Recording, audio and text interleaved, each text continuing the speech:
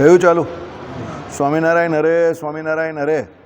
તારીખ આજે 7 નવેમ્બર 2025 રોજના અનુક્રમમાં આપણે આ શ્રી રામાનુજાચાર્ય કૃત વ્યાસસૂત્રનું શ્રી ભાષ્ય જે છે તે જોઈ રહ્યા છે. હજુ ચાલુ થયું અશોકભાઈ? તમે જોઈ લો.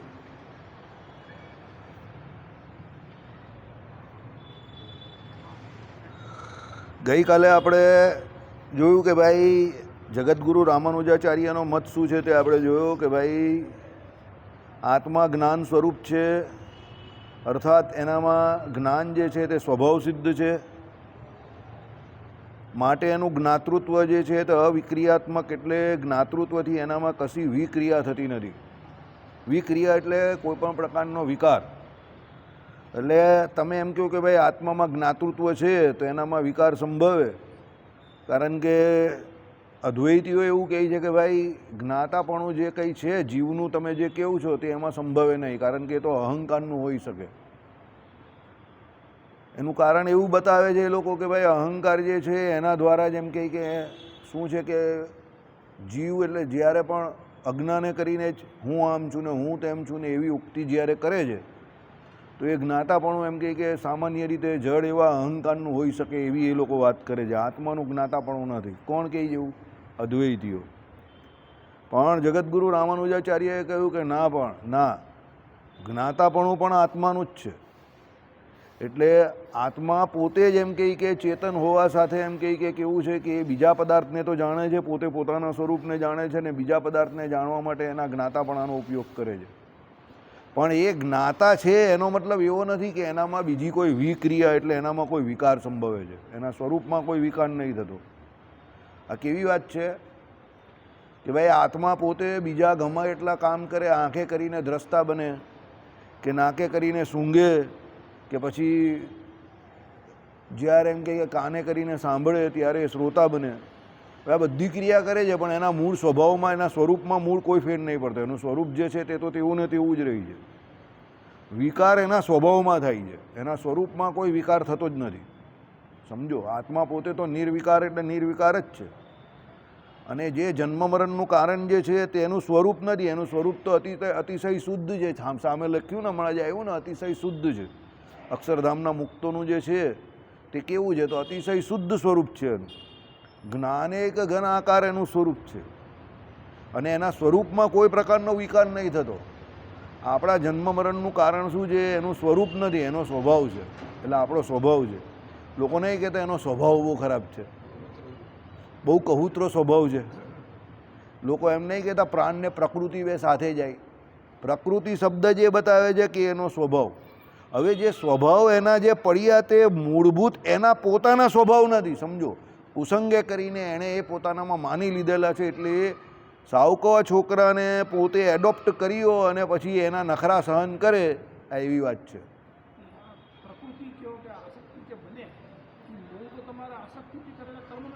કર્મોથી જ, તમે કરેલા કુસંગથી જ, તમારા કુસંગને કારણે જ એ આસક્તિઓ તમને બધી એક એક કરીને જનરેટ થઈ અંદર, અને એ તમારો સ્વભાવ બની. અને એ સ્વભાવ બની એટલે પછી મૂળભૂત તમે એને છોડી નહીં શકતા. એટલે કહ્યું કે પ્રાણને પ્રકૃતિ બે સાથે જાય.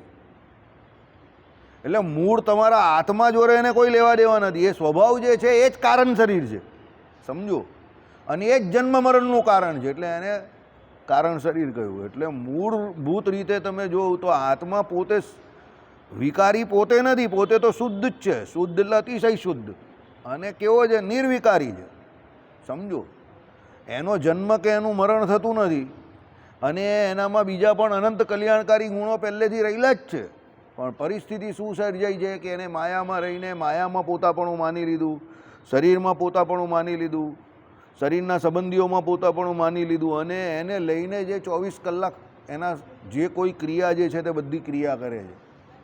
એટલે એને પોતાને એવું લાગે છે કે હું વિકારી થઈ ગયો. કામી થાય, ક્રોધી થાય, લોભી થાય, મોહી થાય, આ બધા જે કોઈ આત્માના નહીં પણ મૂળભૂત પ્રકૃતિના સ્વભાવ છે તે બધા એ પોતે પોતાનામાં માની બેઠો છે.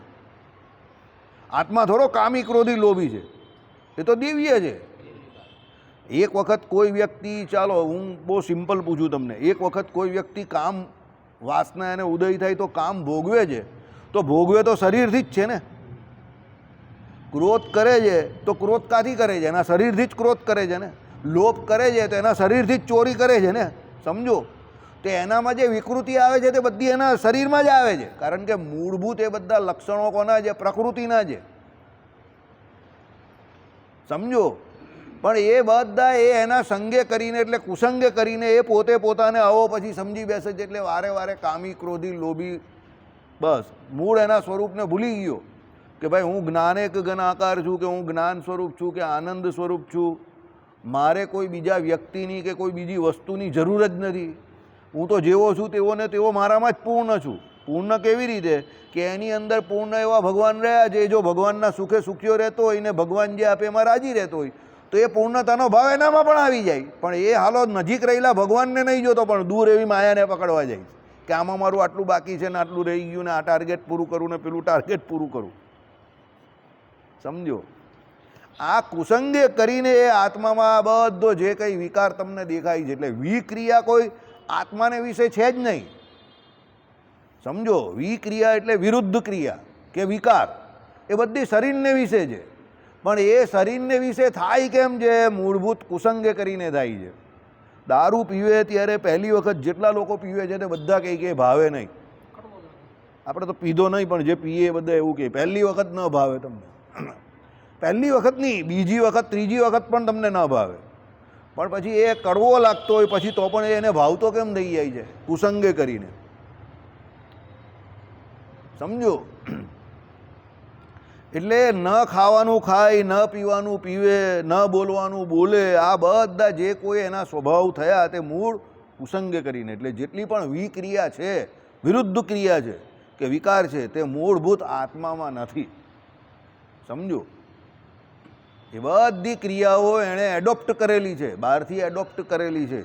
બાકી આત્મા તો અતિશય શુદ્ધ છે, નિર્વિકાર છે, શાશ્વત છે, જન્મ મરણે રહિત છે. સમજો, તેજસ્વી છે, પ્રભાવાન છે, દિવ્ય કયો છે ને. અને એ એના મૂળ સ્વરૂપમાં આવી જાય તો જ એને ભગવાનની ભક્તિ યોગ જે છે તે એનો સિદ્ધ થશે. ભક્તિ કરવાનો અધિકાર એને તો જ પ્રાપ્ત થાય છે. જો સામે 116મા શ્લોકમાં લખેલું છે કે પોતે પોતાના સ્વરૂપને વિશે હોય તો જ એ ભક્તિ યોગ સિદ્ધ કરી શકે છે. બાકી જો એ બ્રહ્મરૂપ ન હોય તો ભક્તિ યોગ સિદ્ધ કરી શકતો નથી. કેમ નહીં કરી શકતો? જો પોતે પોતાના સ્વરૂપમાં ન હોય તો પછી આ બધી બબાલ આવે ને, કામી થાય, ક્રોધી થાય, લોભી થાય, તો કામ, ક્રોધ, લોભ આ બધા એને કાંઈ એની ભક્તિ સફળ થવા દે. આપણામાં મંદિરમાં ભજન કરવાવાળા તો ઘણા બધા છે. સમજો, પણ ભજન કરવાની સાથે ભજન કેવી રીતે કરવાનું એ શરતનું પાલન નહીં થતું, બ્રહ્મરૂપ નહીં થતા, આત્મા પોતાના સ્વરૂપને નથી માનતા, એટલે તો આ બધા ઝઘડા મંદિરમાં જ અંદર થાય છે. તો મંદિરની બહારની તો કા વાત કરીએ? બહાર તો કેવી રીતે વર્તતો હશે એ તો બી બહુ દૂરની વાત છે. મંદિરમાં જ કેટલા ઝઘડા કરે છે. એ કેમ? પોતે પોતાને આત્મા સ્વરૂપ એટલે બ્રહ્મ સ્વરૂપ નહીં સમજતો, બ્રહ્મરૂપ નહીં સમજતો, એટલે એની ભક્તિ સિદ્ધ નહીં થતી. હા, કે પોતે પોતાને નહીં જાણતો. એ બસ આ જ છે. પેલો એક રૂપિયો એક માણસ હતો, એક ગરીબ માણસ હતો, હવે એને ચા પીવાની ઈચ્છા થઈ. હવે રૂપિયાની ચા હતી એ સમય પર, તો રસ્તામાંથી એને 10 પૈસા મળ્યા, તેને ખિસ્સામાં મૂક્યા. આગળ ગયો, પાછા 10 પૈસા મળ્યા, ખિસ્સામાં મૂક્યા. આગળ ગયો, પાછા 10 પૈસા મળ્યા, ખિસ્સામાં મૂક્યા. રૂપિયો ગણ્યો એણે ને પછી ચા પીવા ગયો. પેલા એ કહ્યું કે તો મારી પાસે છે જ, એમ કહીને હાથ નાખ્યો તો કંઈ જ નહીં નીકળ્યું અંદરથી, એની આંગળી બહાર આવી ગઈ. એટલે સમજ પડી ગઈ તમને? ખિસ્સું કાણું હતું ને એમાં જ એને જ રૂપિયા પડ્યા, પેલો મળેલો એક સિક્કો પડ્યા કરતો હતો ને એવું ચક્યા કરતો હતો. એને એમ કે રૂપિયો થઈ ગયો. પેલો કે કંઈ નહીં, હવે તો ચા તો પી જ લીધી છે, તો હવે તારે એક જ કામ થઈ શકે, વાસણ માંજવા ચાલ્યો જા. એટલે ચા પીવાનો શોખ થયો, એમાં બિચારા વાસણ માંજવા પડ્યા. બસ આપણે આ કામ કરીએ છીએ કે માયાના વિષય ભોગવવા છે ને માયાનું સુખ ભોગવવું છે. એના માટે આપણે રોજ સવારથી સાંજ સુધી શું કરીએ છીએ? માયાના બોલો નહીં, વાસણ માંજીએ છીએ. સમજો, ભલે ખોટું લાગે, આપણે માયાના વિષયોમાં રુચિ છે કે મારું સારું લાગે, લોકો મારા વિશે સારું બોલે, ગામમાં મારી ઇજ્જત હોવી જોઈએ. તો પછી ગામમાં ઇજ્જત એમને થોડી બને, એના માટે વાસણ તો માંજવા પડે. એટલે આપણે માયાના વાસણ માંજીએ છીએ સવારથી સાંજ સુધી. એ તો પેલો પૂછે, લોકો શું પૂછે? તમે પહેલો સવાલ જ પૂછે, તમે શું કરો છો? પતી ગયું, ગઈ ભેંસ પાણીમાં. તમે ગમે એટલા હોશિયાર હો ને, પેલો પૂછે તમે શું કરો છો, તમે કંઈ નહીં કરતો એટલે પેલો કંઈ ચાલ ભાઈ આ તો કંઈ કામનો માણસ નથી. તમે કોઈ પણ જગ્યા પર જાઓ તો પહેલો પ્રશ્ન શું પૂછે કોઈ પણ, તમે શું કરો છો, પહેલો એ જ પૂછે. જાણતો એ પણ પૂછે, અજાણ્યો નહીં, જાણતો એ પણ એ જ પૂછે શું કરે આજકાલ. એટલે તમારે કહેવું પડે કે તમે આ કરો. હવે એ જે પણ કોઈ જે કહી છે તે એકચ્યુઅલી આધ્યાત્મ દ્રષ્ટિએ શું છે, વાસણ માંજવાનું કામ. સમજો બરાબર? કેમ કે એને બીજાને સારું લગાવવું છે કે હું આ કરું છું, એના માટે બિચારો વાસણ માંજે સવારથી સાંજ સુધી, બીજાને સારું લગાડવા. જેને બીજાને સારું નહીં લગાવવું, મા બાપાની જેમ, તે 32 વર્ષની ઉંમરથી જ ઘરે બેઠેલા છે. કોઈ બી પૂછે રંજીત કેમ કંઈ કરતો નથી, કે કંઈ જરૂર જ નથી, મારા છોકરા કા ભૂખે મરે છે, તારી પાસે માંગવા નહીં આવશે. 45 વર્ષથી ઘરમાં જ બેઠેલા છે શાંતિથી, મંદિર આવતા હતા અને ઘરે જ બેઠેલા. 3 છોકરા હતા એને, 3 ગ્રેજ્યુએટ થઈ ગયા ને હજુ પણ એ તો મીઠાઈ ફર્સ્ટ ક્લાસ જ ખાઈ છે, એને કોઈ તકલીફ પડી જ નથી. હા, એના માટે અમારે વાસણ માંજવા પડ્યા એ અલગ વાત છે, પણ એને વાસણ નહીં માંજ્યા. કેમ? એને ભગવાન પર ભરોસો હતો કે મારે કા ગામને બતાવું છું કે હું કંઈ કરું છું. સમજો, એનામાં એ કોન્ફિડન્સ હતો એટલે એણે વાસણ નહીં માંજ્યા. અમારામાં નહીં હતો એટલે અમે માંજ્યા. ચોખ્ખી જ વાત કરું હું તો. સમજો, સામાન્ય રીતે આખા દિવસમાં એવા કેટલા કામ હશે કે કેટલા કલાક એવા હશે કે જેમાં તમે તમારા પોતાના માટે એ કામ કરતા હશો કે પોતાના માટે જીવતા હશો. જરા એનો હિસાબ કરજો. પોતાના માટે, સ્વ માટે. આપણે જે કહીએ ને સ્વયં, તો એ સ્વ માટે આપણે કેટલું કામ કરતા હશું પોતે પોતાના માટે, એ જરા ગણજો, હિસાબ કરજો. બહુ ઓછો સમય હશે કે જેમાં તમે તમારું પોતાનું કામ કરતા હશો કે પોતાના માટે કરતા હશો, બીજા માટે જ કરતા હશો. સમજજો, એ શું છે? વૈતરું છે, મજૂરી છે. એ જ આ વાસણ માંજવાનું છે. હવે એ એકચ્યુઅલી આપણે કોઈએ શીખવાડ્યું નથી, પણ આપણે શું છે, જગતને સારું લગાડવા માટે પછી કહે ભાઈ ગામમાં તો રહેવાનું એટલે ગામ જેવા થવું પડે, નહીં તો રહેવાય નહીં અહીંયા. એટલા માટે બધા જે કરે છે તે મેં કર્યું, વેઠ જ કરીએ છીએ આપણે. સમજો, બાકી મનુષ્ય જન્મ મળેલો છે, શરીર જે છે એ પાલન પોષણ માટે, પેલો કે નોકરી ધંધો કરવા માટે બધા કોઈ કોચિંગ ક્લાસ ખોલે, કોઈ આ કરે, કોઈ તે કરે, કોઈ ફલાણું કરે, ઢીમકું કરે, બધા કરે. પણ મરી જાય માણસ ફટ દઈને. તો કોઈ આત્મકલ્યાણ માટે કોઈ કોચિંગ ક્લાસ કે કોઈ એવું ચલાવે છે કે ભાઈ અહીંયા મરી જશે તું તો ભાઈ તારું કંઈ કામમાં હોવાનું નથી, એના કરતાં તારા કલ્યાણ માટે તું પ્રયત્ન કર, એના માટે કોઈ કોચિંગ ક્લાસ ખુલ્યો અત્યાર સુધી? પણ હકીકત તો સત્ય હકીકત એ જ છે કે પેલો ગમે એટલી ઉપલબ્ધિ કરે કે ગમે એટલી નામ સત્તા મેળવે, પણ મરવાનો તો છે જ ને. મોદી સાહેબનો બી સમય તો પૂરો થવા આવ્યો જ ને, ગમે એવો હતો તો પણ પૂરો તો થવાનો જ છે ને. કાલે ઉઠીને એ પણ ઇતિહાસ થઈ જશે, કારણ કે કાળ તો એનું કામ કરવાનો જ છે. સમજો, આ જ વસ્તુ શીખવાની છે આપણે. તત્વજ્ઞાનનો મતલબ જ આ છે કે તત્વજ્ઞાન તમને તમારી વાસ્તવિકતાનું પિક્ચર બતાવે છે કે તમે એકચ્યુઅલી કોણ છો, તમારે શું કરવાનું છે, તમે શું કરી રહ્યા છો, હવે પછી તમે શું કરી શકો છો, કેટલા ટકા કરી શકો છો. એટલે જ તમારે તત્વજ્ઞાન શીખવાનું છે. તત્વજ્ઞાન કંઈ મોટા મોટા ભાષણો આપવા માટે કે યુટ્યુબ ઉપર કંઈ તમારા પેલા ફોલોઅર્સ વધારવા માટે તત્વજ્ઞાન શીખવાની કોઈ જરૂર નથી. સમજો, ઘણા લોકો ફોલોઅર્સ વધારવા માટે કરતા હોય, ઘણા લોકોને એમ કે ભાઈ મને બધા ઓળખે, મારો કંઈક પ્રભાવ પડી જાય એટલે. એને તો પછી તત્વજ્ઞાન ઓળખીને ફાયદો શું છે એને? તે તો બધો ગામમાં બધો બહુ પ્રભાવ પાડવા માટે બધી બહુ જગ્યા છે. બરાબર? તત્વજ્ઞાન તમને તમારો પોતાનો વાસ્તવિક પરિચય આપે છે કે તમે ક્યાં છો, કોણ છો. જો સામે આજે બોર્ડ પર કેટલું અઘરું લખેલું છે, તમે સમજો તો ખરા. માળા ફેરવવાથી એકલા કલ્યાણ નહીં થતું. આપણે વર્ષોથી બધાને એ સત્સંગમાં આવે છે, પણ કેટલા માણસને એ હૂંચ પડે છે. પછી તમે કોઈને પૂછવા જાઓ તો પેલો કોઈ સ્વામિનારાયણ સ્વામિનારાયણ કર્યા કરે. હવે તારો બાપ જ કહે છે સ્વામિનારાયણ સ્વામિનારાયણ કરવાથી કંઈ થવાનું નથી, ભક્તિયોગ સિદ્ધ થતો જ નથી. એમ એ પહેલાં ભ્રમરૂપ થવું પડશે. સ્થૂળ સૂક્ષ્મને કારણે એ 3 દેહ જે છે એનાથી પર વર્તવું પડશે. જે અક્ષરધામના મુક્તો છે એને સ્વરૂપ લખેલું છે કે એટલે એના જેવા. તો એ કોણ અક્ષરધામના મુક્તો કેવા છે? તો 6 ઉર્મિઓથી પર વર્તે છે. સત્યકામ, સત્ય સંકલ્પ, વિજરો, વિમૃત્યુ, વિજિગિત્સા આદિ જે હસ્તગુણે યુક્ત વર્તે છે. તો એવો તમારે અહીંયા ભાવના કેળવવી પડશે કે ભાઈ હું આત્મા છું. અહીંયાના સુખ દુઃખ જે છે એ બધા શરીરને લગતા છે ને એને ગૌણ કરીને ભગવાનનું ભજન કરશો એમને એમ થોડા નરસિંહ મહેતા કે મીરાબાઈના નામ કંઈ શાસ્ત્રોમાં લખાયા કે ગોપાળાનંદ સ્વામીના, મુક્તાનંદ સ્વામીના, કેમ કે એ લોકો એ પ્રમાણે શાસ્ત્રમાં કહ્યું પ્રમાણે વર્તતા હતા, બરાબર ને. આજે તો સભાની અંદર જાહેરમાં એમ કહે કે ભાઈ 200 પ્રદક્ષિણાનો નિયમ લેવો તો તમારા બધા કામ થઈ જશે. એક ભગતે લીધો ને પછી એમ કહે કે જરા પ્રદક્ષિણા ચાલુ કરીને ફટાકો થયો. લે હવે આ ફટાકો કરવા માટે આ લોકો બેઠેલા છે. અહીંયા પણ ફટાકો થયો. મને એમ થાય કે આલા મેઇન જગ્યા પર લક્ષ્મીનારાયણ દેવની છત્રછાયામાં તમે બેસીને ફટાકા કરવા બેઠા છો. આ લેવલની કથા. સમૈયામાં મેઇન સમૈયો કાર્તિકી સમૈયો અને ચૈત્ર સમૈયો આપણા મંદિરના લક્ષ્મીનારાયણ દેવના સૌથી મોટા 2 ઉત્સવ કહેવાય. સત્સંગી જીવનમાં મહારાજે આજ્ઞા કરેલી છે કે દરેક હરિભક્તે એમાં લાભ લેવો, સમજો. એમાં મેઇન જગ્યા પરથી બેસીને ફટાકા કરવા બેઠેલા જ તમે. કથા વાર્તાનું સ્તર તો જો. અને હરિભક્તોને પણ એવું જ ગમે છે કે આ લોકનું સુખ મળ્યું, ગાડીવાળા થઈ ગયા, બંગલાવાળા થઈ ગયા, ડોલરવાળા થઈ ગયા, પાઉન્ડવાળા થઈ ગયા, એનઆરઆઈ થઈ ગયા, વર્ષમાં એકવાર મંદિરે આવ્યા, દાન બાન કર્યું એટલે ખુશ. હમણાં જ એક ભાઈ બરોડામાં એક્સપાયર થઈ ગયા, 3.5 કરોડનું દાન કરેલું.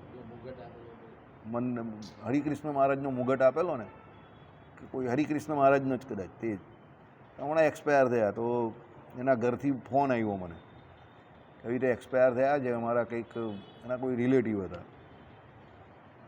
મને કંઈ વાસુદેવભાઈ એનો મોક્ષ થઈ ગયો હશે ને.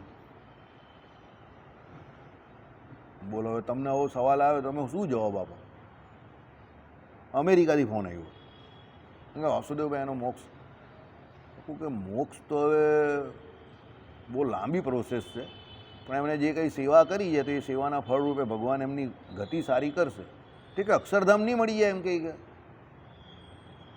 તમે તો યાર એવી વાત કરો છો કે 3.5 કરોડ રૂપિયા આપ્યા એટલે ભગવાનને ખરીદી લીધા, સીધા અક્ષરધામની ટિકિટ મળી ગઈ.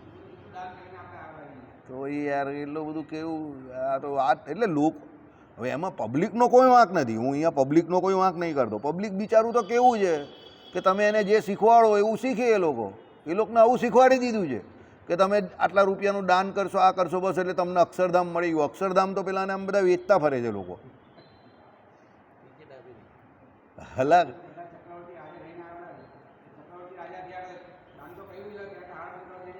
એવી હાલત છે આપણે એમ નહીં. પણ હા, સ્તર તો જો બુદ્ધિનું કેવું કરી દીધું લોકોનું. લોકો એમ કહે કે એનઆરઆઈ થાય પછી અહીંયા આવે ને લક્ષ્મીનારાયણ દેવને બસ 200 પ્રદક્ષિણા જ કર્યા કર્યો. બધાને પ્રદક્ષિણા જ કરતા કરી નાખ્યા. તો પ્રદક્ષિણા કરે એ ખરાબ બાબત નથી. એની પાછળ જે પ્રલોભન આપે છે એ તો બધું પ્રલોભન આવું તમે આપ્યા કરો બધાને. હજુ પણ મંદિરે આવે ભગવાનમાં જોડવાને બદલે બધાને માયામાં જ જોડી રહેલા છે.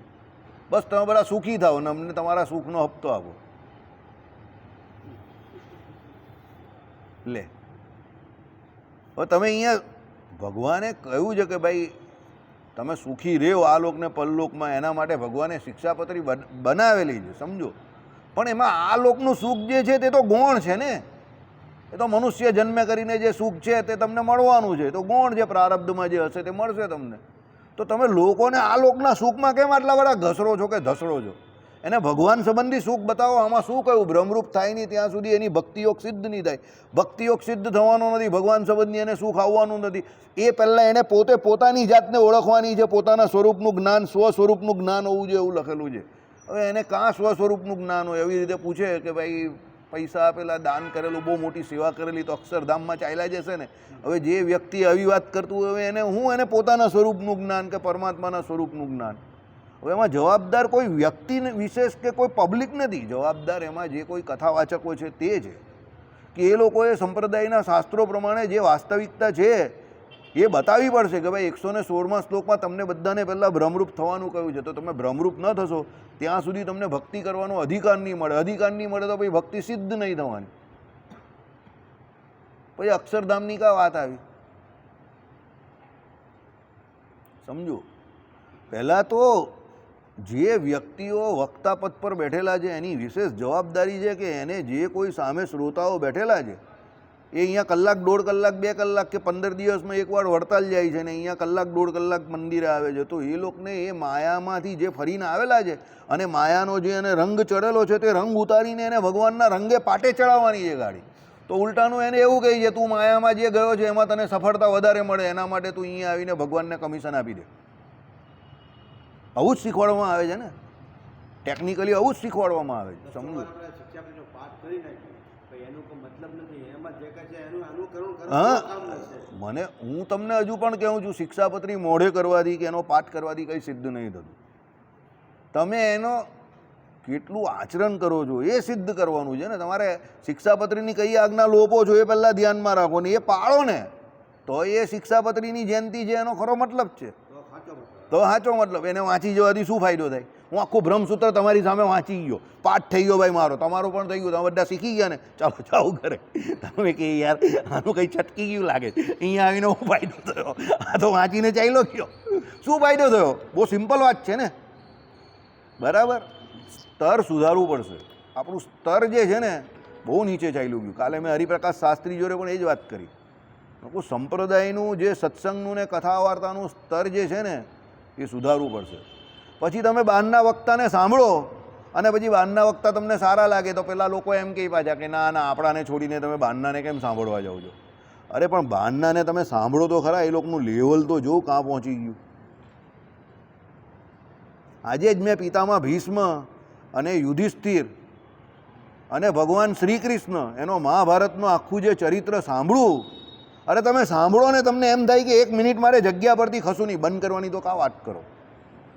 મહાભારતના બધા શ્લોક ટુ શ્લોક, જે આખી મોક્ષ ધર્મની કથા કરીને ભીષ્મ પિતાએ યુધિષ્ઠિરને, અરે એ આખી કથા મારે જવાનું આવ્યું ને સંધ્યા કરવા માટે તો મને સંધ્યા કરવાની ઈચ્છા નહીં થાય. બોલો, એવી જોરદાર કથા ચાલે.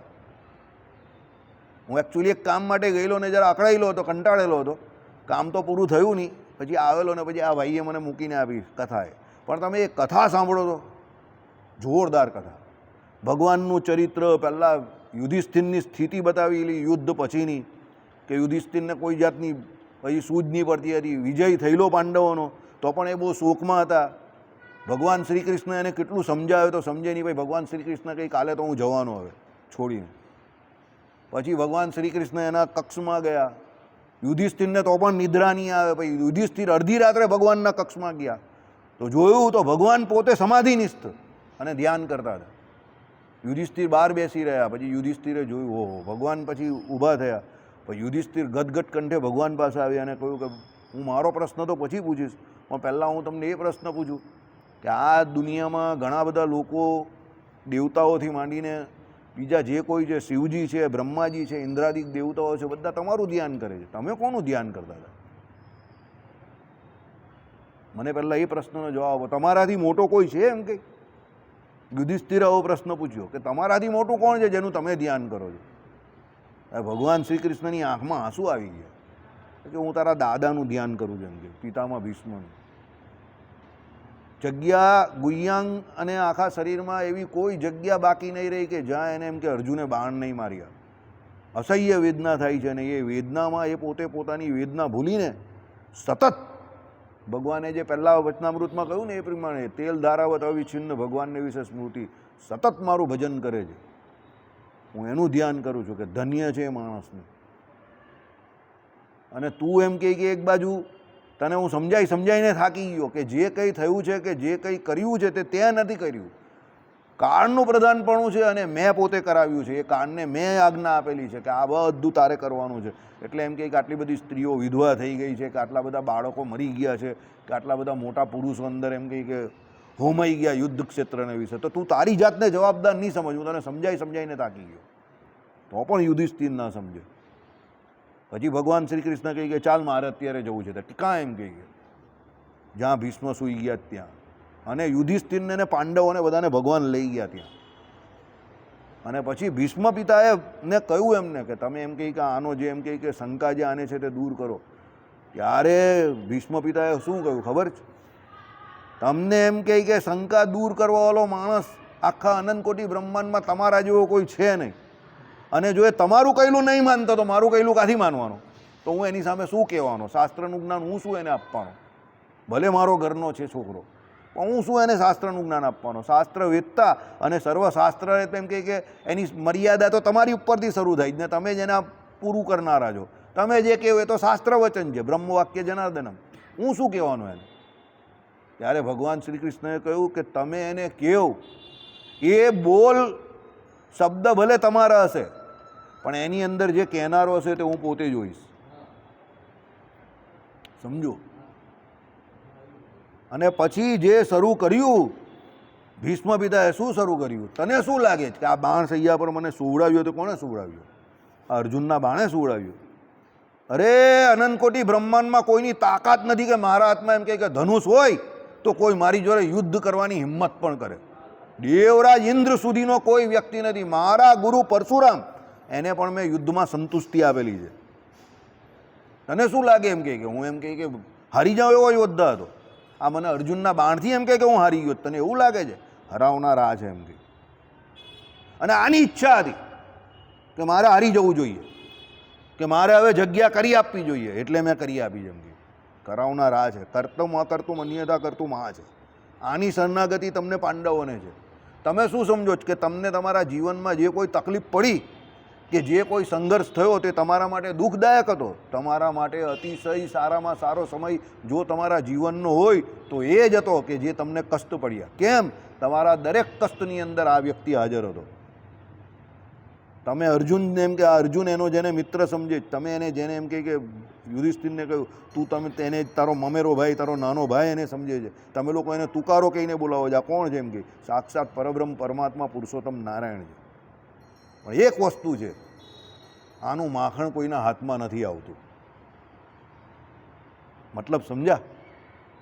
એ જેને પોતાના સ્વરૂપનું જ્ઞાન આપવા માંગે છે એને જ મળે છે. બાકી એનું માખણ કોઈના હાથમાં નહીં આવતું. બહુ જ ચીકણું છે આનું માખણ.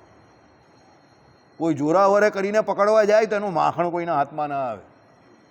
એટલે હું તને એમ કહું છું કે હું પોતે આ યુદ્ધમાંથી ખસ્યો, કે આચાર્ય દ્રોણને કોઈએ ખસેડ્યા, કે મોટા મોટા યોદ્ધાઓ જે આ યુદ્ધમાં મર્યા તે કોઈ તમે લોકોએ નથી માર્યા. એ બધાને મારનાર આ છે. કારણ કે આની ઈચ્છા છે કે આવું થાય એટલે આ થયું છે.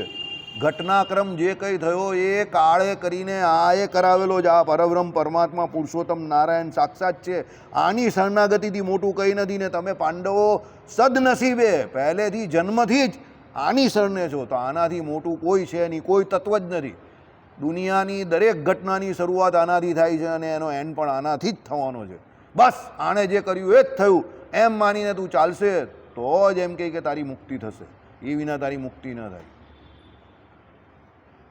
7 કે 8 મિનિટથી હું તમને પેલા વક્તાએ મને જે ચરિત્ર સમજાવ્યું એ સમજાવું છું. તમે બધા સ્થિર થઈ ગયા. હવે એ વક્તાએ કહ્યું હશે ત્યારે હું સ્થિર ન થયો. મેં તો ખાલી એની કોપી મારી. આવા વક્તા છે બાનના, જેનું બોલેલું બોલવાથી તમે સ્થિર થઈ જાઓ છો. ટોપિક આપણો એ નથી ચાલતો તો પણ ટોપિક આપણું બ્રહ્મસૂત્ર છે. બહારના વક્તા કેટલા પાવરફુલ છે એ મેં તમને બતાવવા માટે કહ્યું. સમજો, આકર્ષણ કોઈ પણ વ્યક્તિનું કોઈ દિવસ ગુણ વગર ન થાય. યાદ રાખજો, કોઈનામાં કંઈ ગુણ હોય તો જ થાય. ગુણ વગર આકર્ષણ સંભવતું જ નથી. અને આપણે ત્યાં 200 પ્રદક્ષિણા કરવાની ને ફટાકો થયો. હું ફટાકો થયો? What do you mean by ફટાકો થયો? વ્યાસપીઠ પર બેસીને આપણે ફટાકો કરવા બેઠેલા છે. સમજો, લોકો કાના કાં પહોંચી ગયા. જેને સત્સંગ કરવો જ, ભજન કરવો જ, 53 કલાક ઊંઘે છે આખા દિવસમાં. 3 કલાકની નિદ્રા, આખો દિવસ ભજન કરે છે, ભગવત ચરિત્ર સાંભળે છે, ભગવત ચરિત્ર સંભળાવે છે. ભગવાનની કથા વાર્તા કીર્તન કરવું એને ભજન સમજે છે, સત્સંગ કરવો એને ભજન સમજે છે. અને એના માટે આખી જિંદગી જે આપી દે છે, ભગવાન એને મળે કે આપણે મળે? પછી આપણે એનઆરઆઈ બનવું છે, અમેરિકા જવું છે, પૈસા કમાવા છે. આ આપણે ત્યાં શીખવાડે છે કે બહાર જાય તો સુખી થઈ ગયો, પૈસે ટકે બહુ સુખી થયો. તો પછી ભગવાન આપણે મળે કે પેલાને મળે? કે પેલો તપ કરે છે, ભજન કરે છે, 24 કલાકમાંથી 3 કલાક 4 કલાક જ ઊંઘે છે અને આખો દિવસ ભજન કરે, તો ભગવાન પછી એને જ મળે ને. અને પછી વખાણ પણ.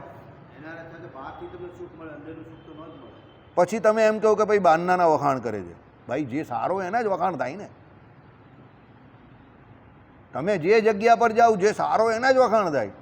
1990થી 95 કે 2000ની સાલ સુધીમાં તમે બોલર કહો તો પાકિસ્તાનના જ બોલર સારા, ભલે આપણો વિરુદ્ધ દેશ હતો ને. કેમ? વસીમ અકરમ, વકાર યુનુસ ને ઇમરાન ખાન, એના જેવા બોલર ઇન્ડિયામાં હતા જ નહીં ત્યારે. સમજો, હવે તમે અત્યારની વાત કરો તો ઇન્ડિયાની ટીમ જોરદાર, તો આપણે આપણા વખાણ કરીએ. પણ ત્યારના તો બોલર પાકિસ્તાનના જ સારા હતા. તેમ અત્યારે આપણે ત્યાં વક્તા બહુ ઓછા છે. હરિપ્રકાશ શાસ્ત્રી જેવા, કે ભાઈ પેલા ભુજના સંત છે સિદ્ધેશ્વર સ્વામી જેવા, કેટલા. ગણ્યા ગાંઠિયા. પણ બહાર સારા વક્તાઓ છે અને શાસ્ત્રની રીતે કથા કરનારા છે. જો ભૂલ તો પછી થોડું ઘણું આમ તેમ બધે થતું હોય, ભૂલ કેવું કે સાંપ્રદાયિક પરંપરા કે એવું બધે જ થતું હોય, પણ સાધુતા જુઓ ને તમે, સાધુતા કેટલી છે એનામાં જોડે જ તમને. એ ભગવાનમાં જોડવાની વાત કરે છે ને, તો સાધુતા તો જ્યાં હોય ત્યાં જ જાય ને માણસ. આપણું સારું હોય તો આપણામાં, આપણે હરિપ્રકાશ શાસ્ત્રીની કથા જોરદાર, આપણે કહીએ જ છે કે સારી તો સારી, પણ જેની સારી છે એની જ સારી કહેવાય ને. પછી જેની સારી નથી તે પણ આપણું છે એટલે જબરજસ્તી સારી કહેવાની, એ તો ખોટી વાત છે ને. આપણો છોકરો સત્સંગી હોય તો આપણે સત્સંગી કહીએ, બરાબર વાત છે, પણ સત્સંગી નહીં હોય ને બાજુવાળાનો છોકરો સત્સંગી હોય, પછી આપણે એ ભાર પહોંચે કે એનો સત્સંગી છે ને મારો નથી, એટલે પછી તમે શું કહો, એના વિશે હું કંઈ નહીં જાણું. આ ઘટના મારી જોડે ઘટી ચૂકી છે, એટલે શું કે એના વિશે હું કંઈ નહીં જાણું. પછી તમારો છોકરો એ મંદિર નહીં આવતો પણ સ્વામિનારાયણ ભગવાનને માને ખરો. હવે કેટલું જુઠ્ઠું બોલો છો તમે યાર. પેલો સત્સંગી છે એને સત્સંગી કહેવાતો નથી, પેલો મંદિર નહીં આવતો પણ સ્વામિનારાયણ ભગવાનને માને છે, તમે આવું કહો છો, બોલો. અલા ભગવાનના અધ્યાત્મ જગતમાં ચોરી લુચ્ચાઈ આટલી બધી, પછી તમે ક્યાં પહોંચવાના? એટલે બ્રહ્મ તત્વને ઓળખવા માટે પહેલાં આત્મનિષ્ઠા દ્રઢ કરવાનું. એટલે કહ્યું કે આ મારાપણું ચાલ્યું જાય, આ મારાપણું જે છે ને એ ચાલ્યું જાય. આત્મા તો આત્મા હોય તો આ મારાપણું ના રહે, સમજો. આપણે શું છે, દરેક બાબતમાં દૈહિક ભાવ આવી જાય છે, બધામાં મારાપણું આવી જાય છે, બરાબર. એ મારાપણું જવા માટે એ સામે કહ્યું ને એ પ્રમાણે આત્મ સ્વરૂપને ઓળખવું બહુ જરૂરી છે, બરાબર. તો જ ભક્તિ યોગ સિદ્ધ થશે, ભગવાને કહ્યું ને એ પ્રમાણે.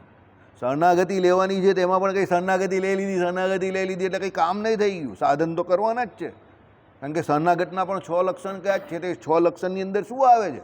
પહેલું શું આવે છે? આનુકૂલ્ય સંકલ્પમાં શું આવે છે? ભગવાનની બધી આમાં શિક્ષાપત્રીમાં આજ્ઞા કહી તે બધી અનુકૂળ આજ્ઞાઓ પાડવાની છે. પ્રતિકૂલ્ય વર્જનમમાં શું આવે છે? ભગવાનની આજ્ઞાથી પ્રતિકૂળ નહીં વર્તવાનું. મહાવિશ્વાસમાં શું આવે છે? તો ભગવાન પર પૂરેપૂરો વિશ્વાસ રાખવાનો છે, સમજો. આત્મનિક્ષેપમાં શું આવે છે? તો પોતાનો આત્મા ભગવાનને સમર્પિત કરવાનો છે. તમે ભગવાનને સમર્પિત કરો તો પછી હું ફટાકા ફોડવાના છે, પછી માયાની વાત કરવાના છે, કાં પછી માયાને તમે સમર્પિત કરેલો જ અત્યારે, અને તમને શીખવાડવામાં પણ એવું જ કે તમે બધા માયાથી સુખી થઈ જાઓ. માયાથી કોઈ સુખી થયો જ કે તમે થવાના છે? કોઈ દિવસ નહીં થાય, બરાબર. ચાલો, આ તો બહુ ચાલ્યું નહીં, તો એક લાઈન ચલવી દઈએ છે.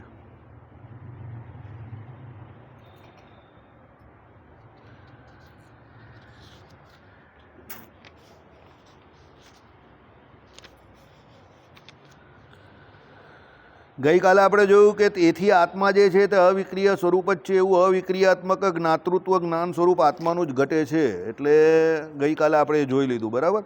માટે કોઈપણ કાળે જડ અહંકારમાં જ્ઞાતૃત્વનો સંભવ નથી. તમે કહેશો કે અહંકાર સ્વાભાવિક રીતે તો જડ છે, પણ પાસે ચિત્ત આત્મા હોવાથી છાયા પડે છે. એ ગઈકાલે આપણે જોયેલું તે આજે પણ એ ટોપિક રહી જ ગયો.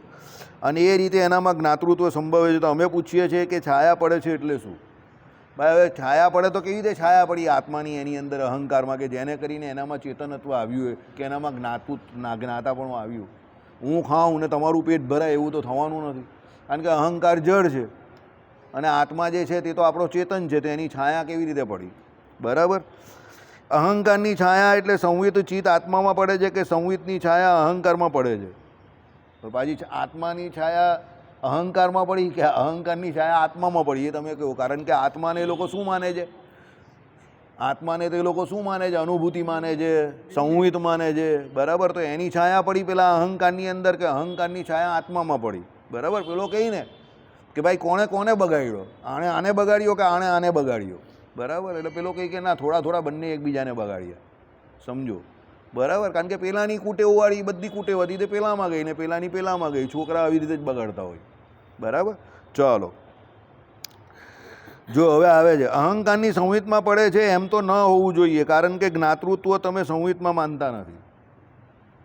એટલે અહંકારની જે છે તે છાયા એમ કે કેમાં સંહિતમાં પડે એ તો તમે માનતા નથી, કારણ કે જ્ઞાતૃત્વ જે છે તે સંહિતમાં તમે માનતા નથી. કેમ? એ લોકો આત્મામાં જ્ઞાતાપણું તો માનતા નથી. આત્માને એ લોકો કેવો સમજે છે? જ્ઞાન સ્વરૂપ સમજે છે. તો સંહિત જે છે તે જ્ઞાન સ્વરૂપ હોય તો એ તો એને પોતાના સ્વરૂપનું જ્ઞાન હોય, પણ જ્ઞાતાપણામાં તો એને બીજાના એનું જ્ઞાન થવું જોઈએ ને. તો અહંકારની છાયા એનામાં કેવી રીતે પડે? કારણ કે એનામાં જ્ઞાતાપણું છે જ નહીં.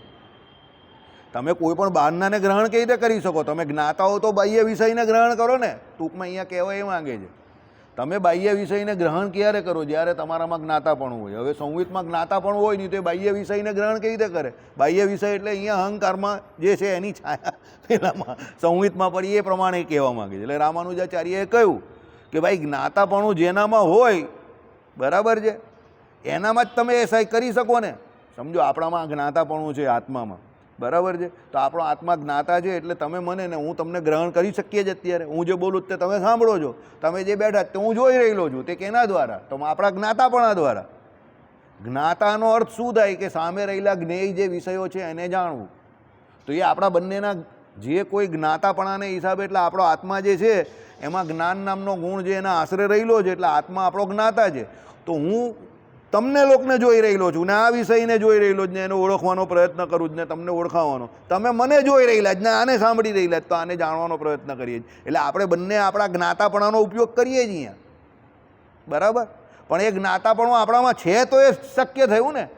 અદ્વૈતીઓ તો માનતા નથી સંહિતને જ્ઞાતાપણું એનામાં છે એવું. એ લોકો તો શું માને છે? જ્ઞાન સ્વરૂપ જ માને છે. તો એ કહે કે એ તો માનતા નથી, તો પછી એમાં એ સ્વીકાર્ય કેવી રીતે થાય? બરાબર. શ્રીપતિમ શ્રીધરમ સર્વદેવેશ્વરમ ભક્તિ ધર્માત્મજમ વાસુદેવમ